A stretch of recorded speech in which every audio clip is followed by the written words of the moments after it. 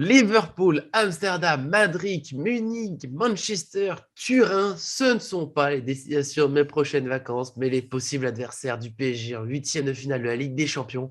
On fait le tour de toutes ces équipes avant le tirage le lundi 13 décembre. Bonjour à toutes et à tous, bienvenue dans cet essentiel du PSG après la fin de la phase de groupe de la Ligue des Champions, à part pour le match entre l'Atalanta et Villarreal qui a été décalé à ce jeudi.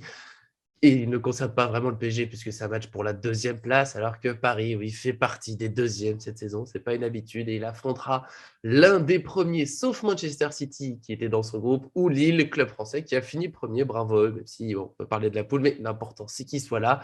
Et nous, on va faire le tour un peu des adversaires possibles qui restent avec ceux à craindre, ceux qu'on peut peut-être espérer, et puis nos pronostics, on ne sait jamais.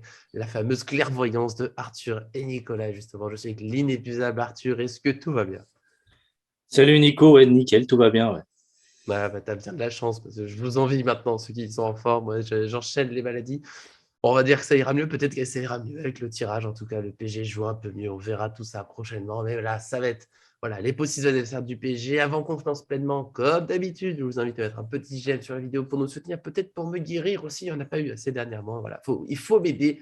Dites-nous aussi dans les commentaires votre adversaire préféré, celui qui vous inquiète et puis vos pronostics. Nous, on est ravis d'échanger avec vous. Et maintenant, c'est parti avec notre première liste. On va dire les adversaires à éviter. On va dire peut-être un chacun à chaque fois. Moi, je vais commencer tout simplement avec Liverpool, parce que pour moi, Liverpool, c'est un peu l'une des équipes avec le style de jeu qui peut nous faire le plus mal. Hein. Tous les joueurs qui courent ensemble, un pressing fort, un bloc, capacité de contre-équiper très, très, très, très, très vite. Et puis, bon, voilà. Je pense qu'il n'y a pas besoin de faire beaucoup plus sur Liverpool. C'est une des équipes en forme du moment. Ils sont bien en première ligue, ils sont bien en Ligue des Champions. Voilà, j'aimerais bien qu'on ne tombe pas dessus. Bon, écoute, hein, tu as un peu tout dit, hein, Jürgen Klopp, quoi. Là, Ouais. c'est le style d'entraîneur qui est paradoxalement était un entraîneur de première ligue où Mauricio Pochettino était aussi il n'y a pas si longtemps que ça. Et il y avait un petit peu le même esprit un peu à Tottenham sur Ouais. certaines phases de jeu. À Paris, on ne retrouve pas ça chez Pochettino et c'est ce qui m'inquiète comme toi par rapport à Liverpool, c'est que c'est une équipe football total quoi, qui courent tous ensemble, qui sont tous présents pour attaquer, tous présents pour défendre. C'est un vrai rouleau compresseur, donc je valide. Quand je dis, par contre, je dirais pas comme toi à éviter, mais bon, comme tu l'as mis dans à éviter, vas-y, Pas à tout à fait à éviter. éviter. Donc ça Voilà. irait, mais Bah, quand moi, même pas une après, bonne nouvelle. moi, je vais partir du principe que, me concernant, il y a aucune équipe à éviter, mais je suis d'accord avec toi, parmi les trois, Liverpool fait clairement partie des trois équipes les plus fortes du tirage potentiel. Voilà, pardon, c'est Arthur qui n'a peur de rien. C'est juste que moi, je fais un petit classement comme ça. Mais tu n'as peur de rien. Il y a personne à éviter. Mais évitons quand même Liverpool et ton équipe, ta prochaine équipe que tu as choisie. Bon, écoute, hein, je vais pas faire de surprise, hein, Bayern Munich, parce que Bayern Munich, à part, à part Liverpool, bah, je pense que d'ailleurs le Bayern est plus fort que Liverpool. J'ai Oui, ce largement. sentiment-là dans le football, dans ce qui est proposé. Bayern, c'est une équipe qui tourne depuis longtemps. Alors Paris l'a battu l'année dernière, mais on avait vu, c'était très très difficile pour le Alors, la PSG. maîtrise totale. Là, voilà. Et Lewandowski n'était pas là. Et Lewandowski n'était pas là quand on sait qu'il est capable de marquer deux buts par match, c'est à peu près son habitude. Donc moi, oui, le Bayern, alors pareil, pas à éviter, parce que Paris doit se confronter à ces équipes et ça leur ferait du bien aussi de préparer un gros match, c'est-à-dire de pas non plus attendre 2 mois en se disant on va en parler des plus petites équipes, mais d'attendre une plus petite équipe, potentiellement une équipe un peu moins forte en ce moment. Je pense que Paris doit prendre le tirage sans trop regarder et travailler en fonction de l'adversaire aussi, hein, comme on l'a dit, hein, sur Bayern-Liverpool, ça ne sera pas non plus la même façon de jouer, donc ce ne sera pas les mêmes ingrédients à mettre dedans. Mais Bayern, clairement, avec Liverpool, une grosse équipe à battre. Si jamais on devait tomber sur eux, ça serait assez compliqué. On va le ressouligner. Arthur n'a peur de rien pour le PSG. Je suis d'accord, le PSG, normalement, a le potentiel pour battre tout le monde, mais voilà, il y a quand même. On est prêt à tirer n'importe qui, mais voilà, des petites préférences. Et moi, j'ai mis un troisième club dans ma colonne un peu à hésiter. C'est l'Ajax Amsterdam, parce que c'est pas le plus gros nom. Alors, on pourrait se dire, c'est chouette, c'est pas les plus expérimentés ou autres, mais l'Ajax, voilà, c'est le genre de club qui est toujours capable de faire une belle campagne. Et ils sont très bien partis. Voilà, ils ont le meilleur buteur de la phase de groupe avec Sébastien Haller. Ils ont marqué 20 buts sur leurs 6 matchs de groupe. Quand même, c'est la deuxième meilleure attaque juste derrière le Bayern Munich, hein, 2 buts de moins. Seulement 5 encaissés. Alors, c'est pas la meilleure défense, mais ils sont quand même dans la meilleure défense. Je crois que la meilleure défense est à 3 buts encaissés. C'est quand même des beaux chiffres. On peut dire que c'était pas la meilleure poule possible, mais bon, Dortmund, le Sporting Portugal, ça c'était quand même pas non plus rien. Et le Beşiktaş aussi avec, c'était pas non plus une poule complètement facile. Quand je vois que nous, contre Bruges à l'aller, par exemple, ça a été compliqué, Leipzig, ça a été compliqué. Bon, bah voilà, c'était pas non plus la balade pour l'Ajax. C'est une belle équipe. Et c'est en plus ces genres de tirage où le PSG va être placé en favori. Les joueurs, on va leur dire tout le temps, vous devez passer, vous devez passer. C'est pas la position que le PSG préfère, je trouve, sur les dernières années. Souvent, c'est quand on nous dit qu'on devrait perdre qu'on gagne. Du coup, voilà, pour moi, l'Ajax, ce serait pas le tirage plaisir non plus. Bah écoute, si je devais faire un seul à éviter, je dirais l'Ajax d'Amsterdam. Parce que c'est Ah bah vrai, enfin, comme tu l'as dit, mais après, je dis, si, voilà, si je devais, hein, parce qu'encore une fois, mais voilà, je prends je tout. te force. Mais si je devais, je prendrais l'Ajax parce que c'est que tu l'as dit, hein, c'est typique du PSG. Là, si c'est l'Ajax qui est tiré, Paris va s'approcher un peu plus tranquillement, j'imagine, de ce match et du coup beaucoup moins se méfier. On sait que si c'est le Bayern ou Liverpool qui tombe, on sait que dans les médias, ça va faire pendant 2 mois, on va entendre le PSG va pas y arriver et tout. Ça va les remonter, ça va leur mettre une claque, je pense. Et du coup, il y a moyen de faire quelque chose contre les deux grosses équipes qu'on a citées juste avant. Contre l'Ajax, je pense que ça fera moins de bruit et que du coup, bah, l'Ajax, comme tu l'as dit, c'est une équipe joueuse. Écoute, c'est un club historique, hein, l'Ajax, ça fait plaisir de les Ouais. revoir ici. C'est une équipe qui joue bien au football, c'est une équipe qui marque des buts, pareil, football total, hyper intéressant. Moi, pour moi, ça serait beau de jouer contre l'Ajax, mais je pense que ça sera un match Beau effectivement match. très très dur, notamment par le fait que le PSG se préparait à mon sens moins bien. On l'a vu, Paris déjoue quand il est favori et c'est presque une habitude. Ouais, même si, bien sûr, on le redit, c'est pas parce que PSG tire l'Ajax qu'on serait forcément pessimiste, mais si on peut les éviter, moi ça m'arrange. Je proposais du coup de passer au club. Moi j'ai fait la catégorie après plutôt apprendre en laissant mon pronostic à la fin, le petit club à part. Et du coup, c'est à toi de commencer sur les clubs, on va dire entre guillemets apprendre, puisque bien sûr on respecte les adversaires. C'est un week-end avec des champions, c'est que des premiers, donc il n'y aura rien de facile. Mais voilà, ceux qui nous attirent un petit peu plus par rapport aux trois premiers qui font pas peur, mais qu'on veut plutôt éviter. Mais est-ce que tu auras une autre catégorie que apprendre ou c'est bon, on peut se lancer là? Non, non, ouais, ouais, Ouais. vas-y.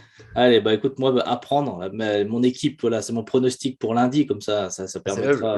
vas-y. Mon pronostic, c'est le Real Madrid. Oh, Parce c'est que le beau. Real Madrid, on tombe toujours contre les mêmes équipes. On sait que voilà, avec le jeu des équipes qui ne peuvent pas se rencontrer, des mêmes pays, des équipes qui ont été dans le même groupe, etc. On sait que voilà, généralement, on tombe souvent sur des clubs espagnols, souvent sur des clubs anglais. Je vois bien le Real Madrid parce que Paris a toujours eu des tirages un peu, on va dire, historiques. En février, on ne sait pas où sera Kylian Mbappé, hein, s'il aura déjà signé son contrat depuis C'est vrai. janvier avec le Real Très, très Madrid, ou fort. si il sera encore en train d'hésiter à signer potentiellement encore une prolongation à Paris, ou s'il sera déjà parti. Pour moi, bah, c'est le tirage parfait. C'est parce que justement, bah, le Real Madrid, c'est l'équipe, la meilleure équipe de tous les temps, quelque part. C'est une équipe qui a gagné beaucoup de Ligue des Champions, qui a un entraîneur Ouais. qui est exceptionnel. Ancelotti, ça fait des années qu'il est entraîneur et qui fait des choses merveilleuses. Pour moi, c'est vraiment l'équipe sur laquelle tomber. C'est une équipe prenable, selon moi. C'est Oui, une je équipe pense. qui sera beaucoup moins spectaculaire, je pense, Le Bayern. que Bayern, etc.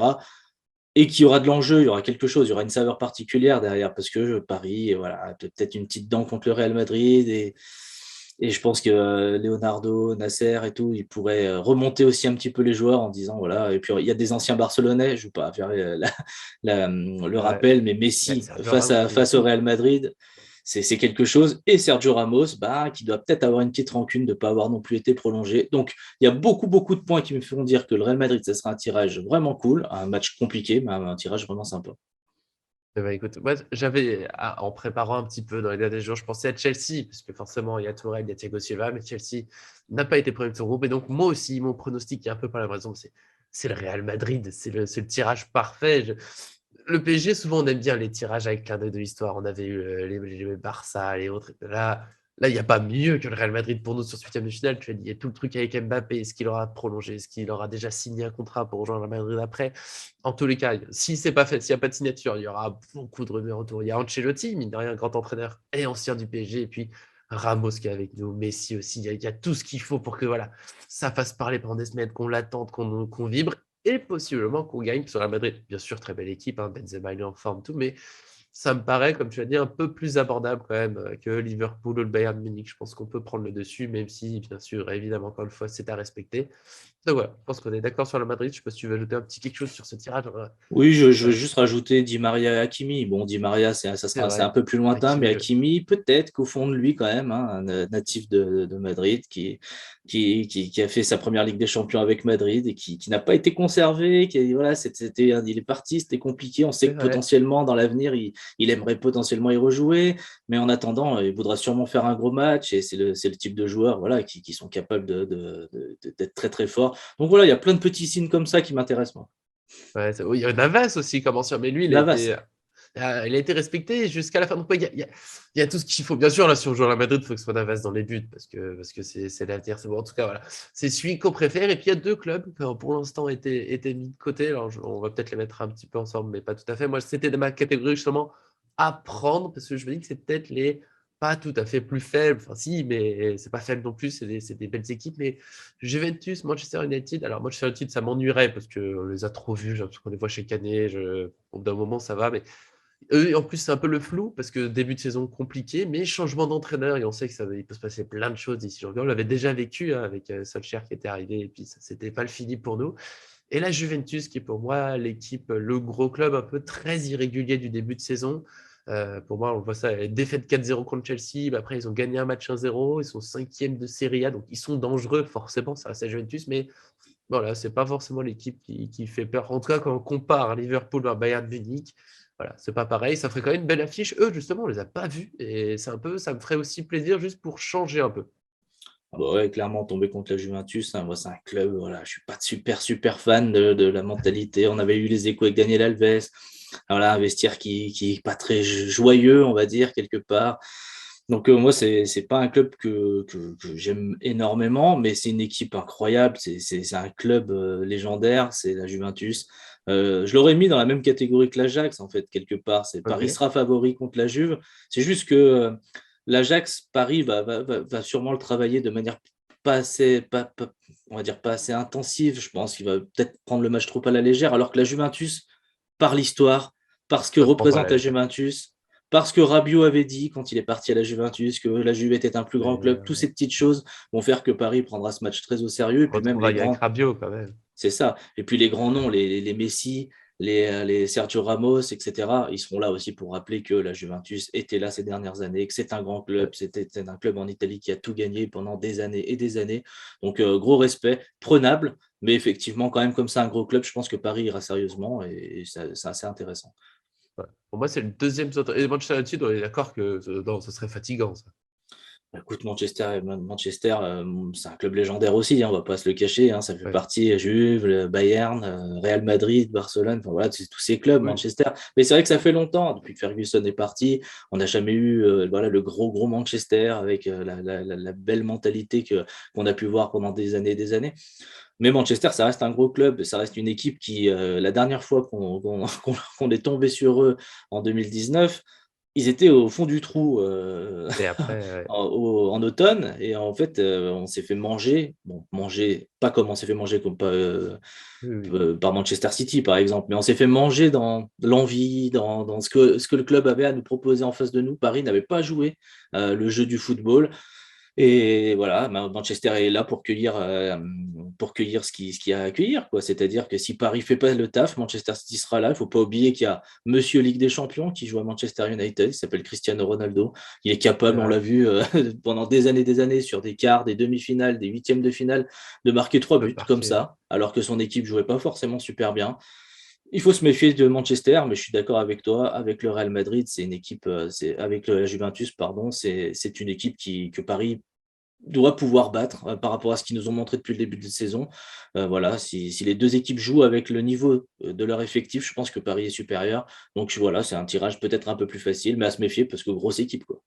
Oui, oui, toujours grosse équipe. Puis Cristiano Ronaldo, il y aura une petite histoire aussi de retrouver un Ronaldo contre Messi. On sait que ça pourrait beaucoup plaire aux médias. Moi, bon, c'est pas forcément Je préfère le Real Madrid, c'est clair. Et c'est vraiment, je le redis, Manchester, j'ai l'impression qu'on les voit quasiment tous les ans ou une année sur deux. Et c'est justement un argument pour le Real Madrid, aussi notre équipe qu'on voit presque tous les ans depuis le début du projet QSI. On ne les a pas vus l'année dernière. Alors, la logique, c'est qu'on les revoit maintenant. Il n'y a pas le Barça pour compenser. Petite salutation au FC Barcelone qui est en Europa League. Voilà, c'est un petit plaisir. C'est pas bien, mais ça fait toujours plaisir. Je pense qu'on a fait le tour. C'est vrai que moi, je n'avais pas pensé à Ronaldo. C'est vrai qu'un petit Ronaldo Messi, au moins, ça change un peu. Ça. Puis Ronaldo qui retrouve Ramos. C'est vrai qu'il y aurait quand même des petites histoires. Mais voilà, on reste sur le prono Real Madrid. Plutôt éviter Liverpool, Bayern et quand même l'Ajax qui est à mon avis le faux petit de ces premiers. Et pour moi, on a fait le tour. Je ne sais pas si tu as un dernier mot pour l'une des équipes, mais moi c'est bon. Bon, écoute, moi j'ai deux petites choses à dire vite fait brièvement. Vas-y, Première, c'est il faut mettre au chaud des joueurs comme Marco Verratti, voilà, et des match players, des game changers comme protégeons dit Verratti. Mbappé aussi avec bien évidemment Messi. On sait que dans les matchs comme ça, il sera très important. Neymar Ouais. aussi, il peut être très fort et Mbappé bien évidemment. Ces joueurs-là, il faut les mettre au chaud un petit peu avant pour éviter justement les blessures qu'on a connues ces dernières années. Et puis l'autre truc que je répète très très souvent, c'est que voilà, dans ces équipes qu'on a citées, quelle équipe, donc ça, on laissera répondre à des gens sur des supporters de ces clubs-là, quelle équipe a envie de tomber contre le PSG, sincèrement? C'est vrai, il faudrait qu'on sache. Je pense qu'on n'est pas les meilleurs deuxièmes à affronter, même si on sait que Louis le négatif, il n'est pas là aujourd'hui, ne serait pas forcément d'accord. Mais on ne faut pas l'oublier, le PSG peut faire peur. Il y a un bel effectif. Il y a maintenant des progrès à faire jusqu'à ces huitièmes de finale en février, avec peut-être, normalement, si tout se passe bien, Neymar qui sera de retour.